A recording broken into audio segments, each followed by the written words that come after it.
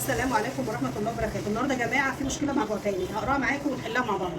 انا واحده متجوزه وعندي اولاد وبحب واحد هو كمان متجوز وعنده اولاد، بقالنا حوالي سنه ونص مع بعض. هو الوحيد اللي حسسني ان انا ست، وهو الوحيد اللي بيسال عني، وهو الوحيد اللي بيحتويني، لان انا مش لاقيه اي حاجه من الحاجات دي مع جوزي. انا طبعا مش راضيه عن اللي انا بعمله، بس مش عارفه اعمل ايه. طبعا دي عايزه الاجابه. انا عايزه قبل ما نتكلم في الموضوع يا جماعه كلكم تقولوا لي رايكم في التعليقات ايه، وتقولوا لي اللي هي بتعمله كده صح ولا غلط. نيجي نتكلم في الموضوع بقى ونرد عليها. طبعا الموضوع ده ما ينفعش لا في اي دين ولا ينفع في حياتنا. والموضوع اصلا ما ينفعش، خطره على الست اكتر من الراجل. يعني الست هي المشكله الكبيره بتبقى معاها هي، لكن الراجل عادي. الراجل مشكله لو الموضوع اتعرف والناس عرفته هيبقى ايه مشكلته؟ خناقه مثلا مع مراته او مع اولاده وكده، وبعد كده الموضوع هيتنسي. لكن الست دايما في موضوع الخيانه ده هي اللي شرفها بيضيع، هي اللي بيتها بيتخرب، هي اللي الموضوع بيأثر على اولادها لو هي مخلفه، الموضوع بيأثر على اهلها، بيبقى من ناحيه الشرف. فطبعا الخراب الاكبر بيبقى للست. فمش معنى ان انت مش لاقي حاجه مع جوزك تروحي تخوني.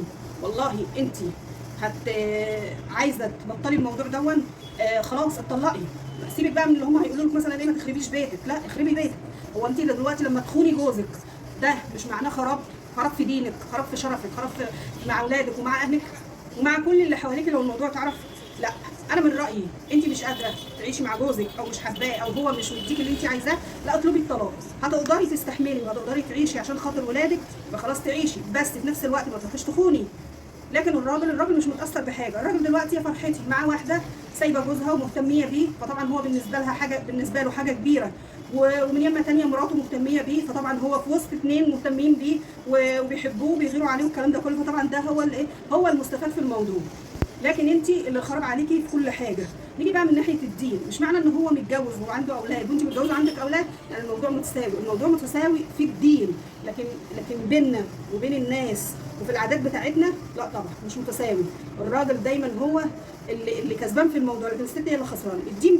الدين طبعا نفس العقاب، عقاب الزانيه والزاني نفس العقاب، هو واحد. فطبعا انا من رايي ان انت تسيبي كل ده وتبعدي عنه خالص، عشان بيتك ما يتخربش وعشان ولادك وعشان جوزك. واللي انت مش شايفاه من جوزك اقعدي اتكلمي معاه.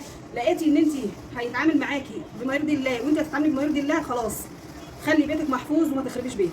لو لقيتي نفسك انت مضطره ان انت هتخوني، وده طبعا مش اضطرار، لا، لقيتي نفسك بتدعيكي بالخطيئه كده، يبقى خلاص، يبقى اتطلقي وخلاص، وربنا يعوض على اولادك وعلى جوزك، وانت تبقي انت عملتي الصح. لكن تخوني وانت مع جوزك لا، ده ما يرضيش ربنا ولا يرضي اي حد. قولوا لي ايه رايكم يا جماعه في اللي انا قلته، ولو في اي مثلا غلط في الكلام بتاعي انا قلته يا ريت تصححوا لي، ويا ريت تردوا عليا في التعليقات وتقولوا لي ايه رايكم وتردوا عليها هي كمان. اشوفكم على خير والسلام عليكم ورحمه الله وبركاته.